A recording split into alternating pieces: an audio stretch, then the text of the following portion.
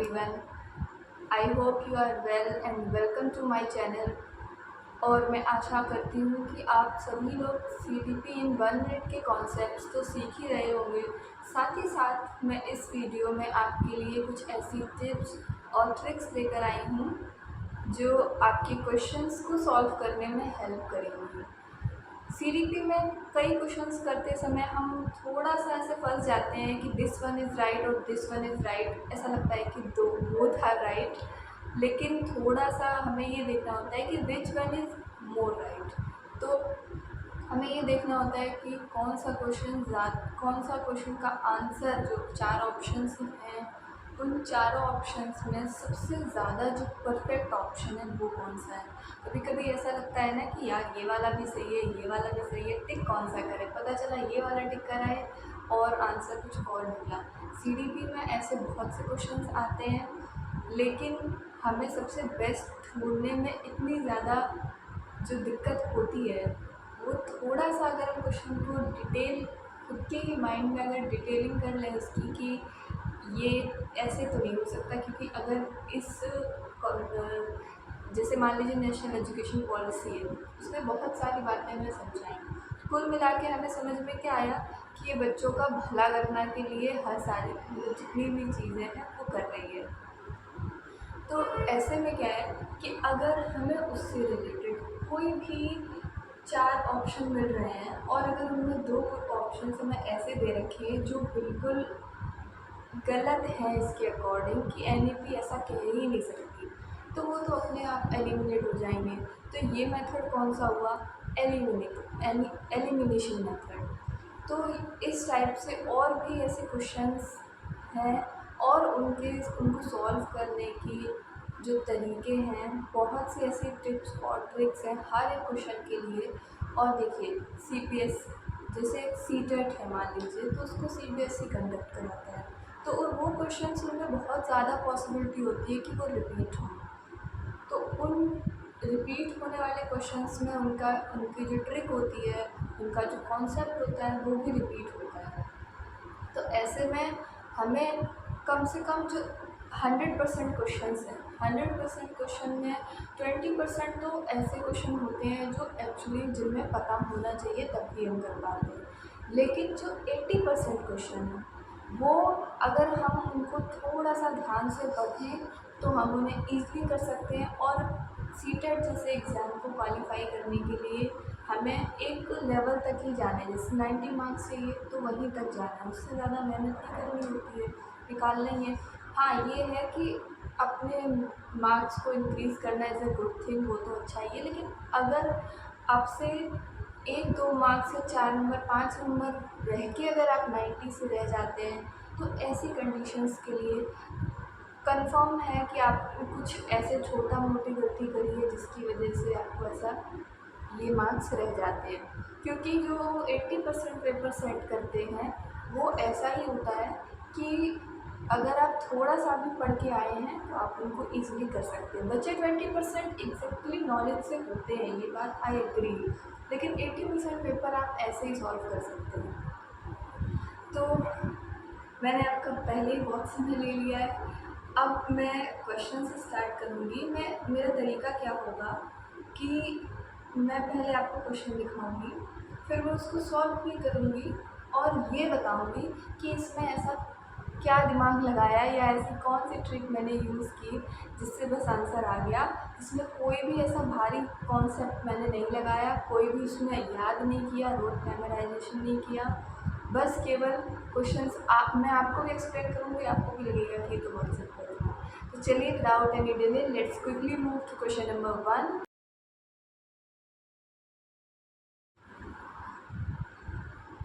तो अब इस क्वेश्चन में क्या पूछा है कि जो NEP 2020 है वो असेसमेंट की जो फॉर्म है वो किस तरफ शिफ्ट कर रही है। स्कूल्स में जो बच्चों का इवैल्यूएशन और असेसमेंट होता है वो किस तरफ शिफ्ट कर रही है।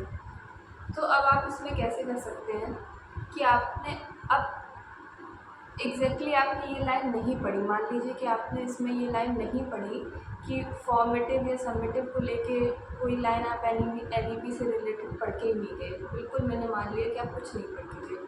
हाँ, लेकिन आप नेशनल एजुकेशन पॉलिसी पढ़ के गए हैं, आपको उसमें ये पता है कि बच्चे के फेवर में बात हुई है, बच्चे के बहुत ज़्यादा अच्छे के लिए बात हुई है, आपको इतना सब कुछ पता है, थोड़ा थोड़ा उसके बारे में पता है। तो मैं बस उसी छोटी इन्फॉर्मेशन से आपके लिए इस क्वेश्चन को सॉल्व करूँगी। कैसे कि अब सारी चीज़ें वो अच्छे के लिए कर रहा है। तो इसका फर्स्ट ऑप्शन हमारे पास क्या है, समेटिव टू फॉर्मेटिव।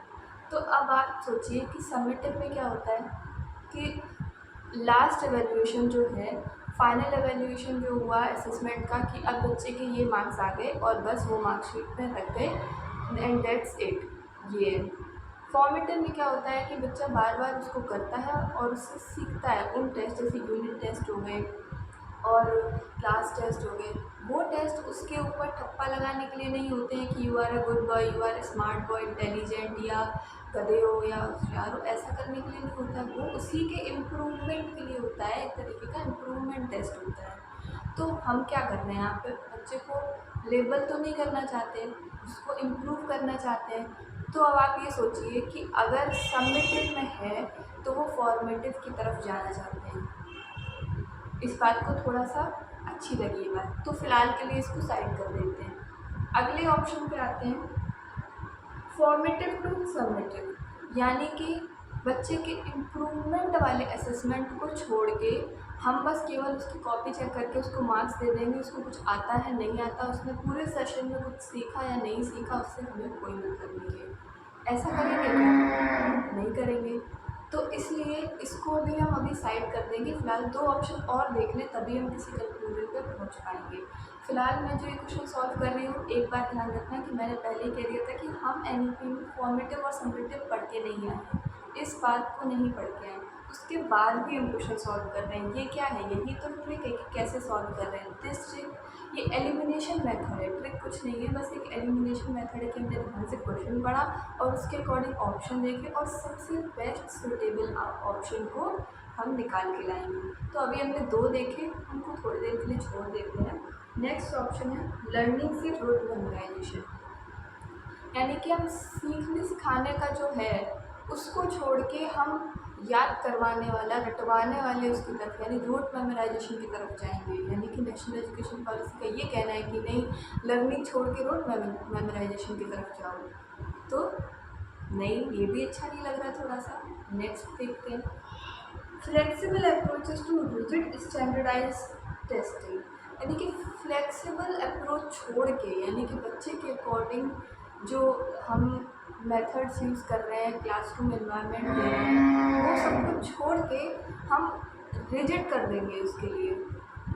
ये तो एनईपी ने कभी कहा ही नहीं। एनईपी तो पूरा बच्चे के सपोर्ट में, मतलब कि फुली हमने एक लाइन में एनईपी को समझा कि वो चाइल्ड सेंटर्ड हो रही है। ये बात तो चाइल्ड सेंटर्ड हुई नहीं। तो इसका मतलब कि अगर हम चारों ऑप्शंस को कंपेयर करें तो सबसे अच्छा हमें कौन सा लगा कि समेटिव छोड़ के फॉर्मेटिव वाले की तरफ जो जाना है वो चाइल्ड सेंटर्ड को सपोर्ट कर रहा है और यही बच्चे के लिए ज़्यादा अच्छा है। तो इतना अब मैंने आपको थोड़ा एक्सप्लेन किया है, इसलिए मैं इतनी देर में बता पाई हूँ। पर आप जब प्रैक्टिस करोगे क्वेश्चंस की तो बिना कॉन्सेप्ट भी उतना पढ़े आपको इतना आ जाएगा कि किसी क्वेश्चन में कैसे ऑप्शन एलिमिनेट करना है। तो ये आप विद इन सेकेंड्स कर सकते हो। ये बहुत बड़ी चीज़ नहीं, बस रीड करो, साइड करो, फिर रीड करो, चारों ऑप्शन रीड करो और फाइनल जो सबसे बेस्ट सुटेबल आंसर है उसको टिक कर दो। That's it. तो इस क्वेश्चन में आपको ईज़िली समझ आ गया कि आपने तीन ऑप्शन तो सरासर आपको गलत ही लग रहे थे, फिर भी आपने उनको रीड किया, उनको साइड किया और लास्ट में फर्स्ट वाले को टिक किया and congratulations, option A is the right answer. So moving towards next question. मैं आपको आज की वीडियो में तो 2 से 3 क्वेश्चन ही करवा पाऊँगी, बस एक प्रैक्टिस के लिए। बाकी अगर आपको ऐसी और टिप्स और ट्रिक्स जाननी होंगी तो मैं ऐसे कई क्वेश्चंस मेरे पास हैं जो 80% क्वेश्चंस सीडीपी किसी भी पेपर में अगर पूछे जाते हैं तो वो ऐसे ही सॉल्व हो जाते हैं। Literally believe me, I have solve a lot of questions using these tricks. So question number 2,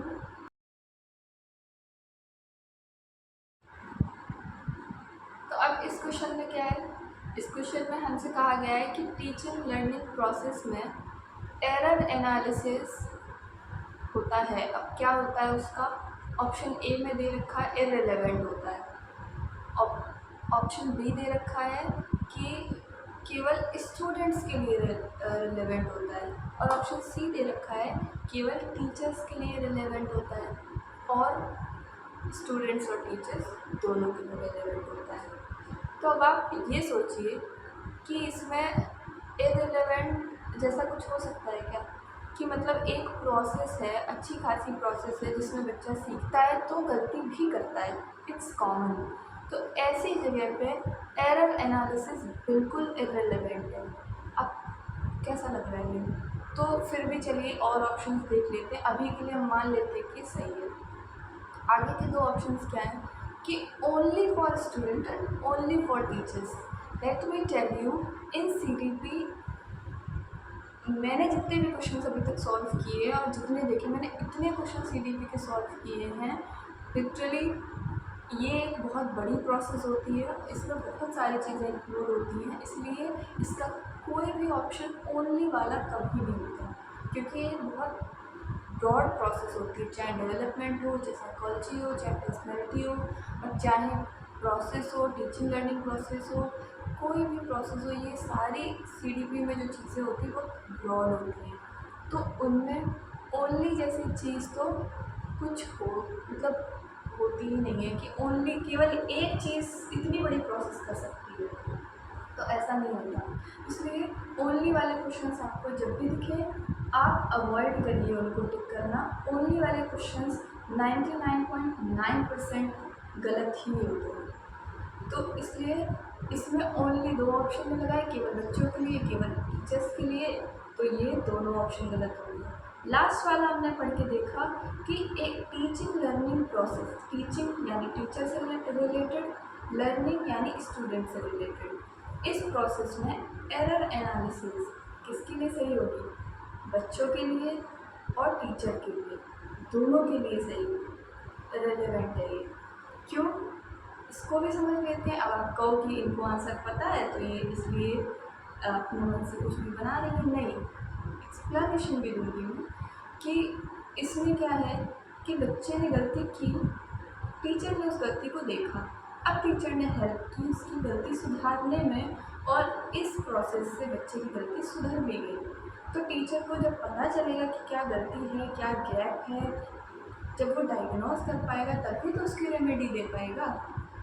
तो इसलिए ये टीचर के लिए भी रेलेवेंट है, और स्टूडेंट के लिए क्या रेलेवेंट हुआ कि उसने गलती की और अपनी गलती से सीखा। तो ये टीचिंग लर्निंग प्रोसेस जिसमें टीचर और स्टूडेंट दोनों ही इंक्लूड हैं, तो उसके लिए एरर एनालिसिस दोनों के लिए ही फ़ायदेमंद होगी। तो इतना सारा इवेल्युएशन किया हमने, और उसके बाद हमने कंक्लूड किया कि इसका ऑप्शन डी राइट है। And congratulations, right answer is D.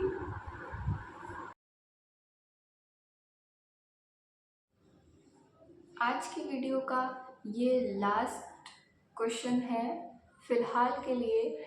बाकी मैं ऐसे और क्वेश्चंस और उनकी ट्रिक्स और ऐसे कई क्वेश्चंस लेके आती रहूँगी, ताकि आपकी प्रैक्टिस हो जाए ऐसे क्वेश्चन सॉल्व करने की, ताकि आप बहुत सारे क्वेश्चंस बस केवल इसी आधार पे सॉल्व कर पाएँ कि अगर आपने थोड़ा सा भी कॉन्सेप्ट पढ़ रखा है तो उस कॉन्सेप्ट के बेसिस पे आप अपना आगे का पूरा क्वेश्चन सॉल्व कर पाएँ।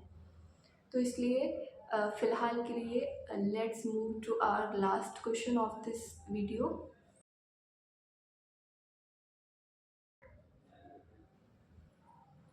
इस क्वेश्चन में हमसे कहा गया है कि न्यू कॉन्सेप्ट्स की लर्निंग को फैसिलिटेट करने के दौरान अ टीचर शुड, एक टीचर को करना चाहिए क्या। ऑप्शन ए दे रखा है ignore previous knowledge of students, knowledge जो बच्चों की प्रीवियस नॉलेज है, जो वो बचपन से लेके अभी तक सीखते हुए आए हैं, उसे इग्नोर कर देना चाहिए। तो आप ये बताइए कि अगर हमें उसे इग्नोर ही करना है तो वो बचपन से सीख क्यों रहा है। मान लीजिए कि कुछ वैलिड पॉइंट हो सकता है, तो मैं आपको बता दूं कि इग्नोर जैसी चीज़ या कोई भी ऐसा वर्ड जो नेगेटिव सेंस दे रहा हो, ऐसा कोई भी ऑप्शन कभी सही नहीं होता, कभी भी। अगर पॉजिटिव चीज़ के साथ नेगेटिव वर्ड लगा हुआ है, जैसे कि पॉजिटिव वर्ड क्या था कि प्रीवियस नॉलेज, बच्चों की जो प्रीवियस नॉलेज है, ये तो एक अच्छी चीज़ है, इसे इग्नोर कर देना चाहिए। इसके साथ नेगेटिव वर्ड जुड़ा है, तो किसी भी पॉजिटिव वर्ड के साथ अगर नेगेटिव वर्ड को ये प्रमोट कर रहे हैं तो वो ऑप्शन बिल्कुल गलत हो जाएगा। भले आपने कॉन्सेप्ट पढ़ा है या नहीं, भले आपने इस क्वेश्चन को किसी भी कॉन्सेप्ट में पर्टिकुलर नहीं पढ़ा है, लेकिन आप इसके ऑप्शंस देख के समझ सकते हैं कि इसमें ये जो ignore previous knowledge of students है, ये ऑप्शन बिल्कुल सही नहीं होगा, क्योंकि बच्चों की प्रीवियस नॉलेज को हमें इग्नोर नहीं करना है, या कोई भी ऐसी पॉजिटिव चीज़ उसे इग्नोर नहीं करना है। तो इग्नोर वाला ऑप्शन अगर है तो उसको आँख बंद करके आई मीन आँख बंद करने से मेरा मतलब है कि भरोसे के साथ उसको आप टिक कर सकते हैं। दूसरा ऑप्शन है हमारे पास, relate new information with prior understanding of students, यानी कि जो न्यू इन्फॉर्मेशन उसे मिली है और उसके पास जो पुरानी इन्फॉर्मेशन है, उन दोनों को जोड़ के पढ़ाना चाहिए। तो हाँ, ये तो कर सकते हैं, क्योंकि पुरानी चीज़ का ही हम एग्ज़ाम्पल देते हैं, तब नई चीज़ उसको समझा पाते हैं। जैसे कि मैं भी आपको भले ट्रिक भी दे रही हूँ, लेकिन कहीं न कहीं मैं आपका एक बेसिक कॉन्सेप्ट को तो ले ही रही हूँ ना एटलीस्ट। तो यानी बेसिक कॉन्सेप्ट क्या है कि हमें चाइल्ड सेंटर्ड रहना है। तो यहाँ पे हमारे जो प्रायर नॉलेज है और जो प्रेजेंट नॉलेज है, न्यू इन्फॉर्मेशन, न्यू कॉन्सेप्ट है, उसको रिलेट करना है। तो ठीक है, ये ऑप्शन ठीक लग रहा है, पर हम आगे और देख लेते हैं कि कहीं इससे और ज़्यादा अच्छा तो हमारे पास नहीं है। तो सी ऑप्शन दे रखा है, इग्नोर। मैंने अभी आगे नहीं पढ़ा, and I do also don't need to read further, इसलिए मैं नेक्स्ट पे आ जाऊँगी। Present information, in present information तो ठीक है, पर आगे मैंने जैसे ही पढ़ा डिसकनेक्टेड चंक्स, तो मैंने पॉजिटिव वर्ड के साथ नेगेटिव वर्ड देख लिया कि प्रेजेंट इन्फॉर्मेशन तो पॉजिटिव वर्ड है, लेकिन उसके साथ लिखा हुआ है डिसकनेक्टेड चंक्स। तो ये डिसकनेक्टेड वर्ड एक नेगेटिव वर्ड है, तो इसलिए इसको भी मैं कट करूँगी। तो अब हमारे पास कौन सा ऑप्शन बचा, बी, और बी ही इसका सही आंसर है। तो मेरे ख्याल से अगर आपको ऐसा कुछ वैलिड लगा हो इन ट्रिक्स में, आपको ऐसा कुछ बिग बबूल वाली जो दिमाग की बत्ती होती है, ऐसा कुछ अगर दिमाग की बत्ती आपकी जली हो कि हाँ ये क्वेश्चन ऐसे सॉल्व हो सकते हैं बिना पढ़े भी, तो आप मुझे बताइए। मेरे पास बहुत सारे क्वेश्चंस हैं जो 80% क्वेश्चंस ऐसे ही सॉल्व हो जाते हैं कि अगर आपको थोड़ा सा भी बेसिक नॉलेज है सीटीपी के बारे में। बाकी जो मेरी 1 मिनट कॉन्सेप्ट वाली वीडियोस चल रही हैं, उन पे तो मैं थोड़ा थोड़ा करके कॉन्सेप्ट्स अपना ऐड कर रही हूँ लगातार, और उनमें मैं जो क्वेश्चंस डालती हूँ वो भी प्रीवियस ईयर्स होते हैं। तो प्लीज़ अगर आप उनको रीड करते हैं या प्रैक्टिस करना चाहते हैं तो कमेंट में आप रिप्लाई किया करिए आंसर्स, ताकि जो लोग को उनका आंसर नहीं भी आ रहा है, एटलीस्ट आपका आंसर देख के वो समझ पाएँ कि हाँ क्या क्वेश्चन था और क्या आंसर था। एंड मैं भी अपनी तरफ से ये ट्राई करती हूँ कि मैं उनको बाइलिंगुअल रखूँ, ताकि अगर ये इंग्लिश मीडियम वाले बच्चे के पास जाते हैं तो वो भी आंसर कर सके, और हिंदी मीडियम वाले बच्चे के पास जाता है तो वो भी उसको ईजिली सॉल्व कर पाए। So thanks for watching, I hope you found this video helpful. और ऐसे और भी टिप्स और ट्रिक्स के लिए अगर आप चाहें तो आप इस चैनल को सब्सक्राइब कर लीजिए। बाय।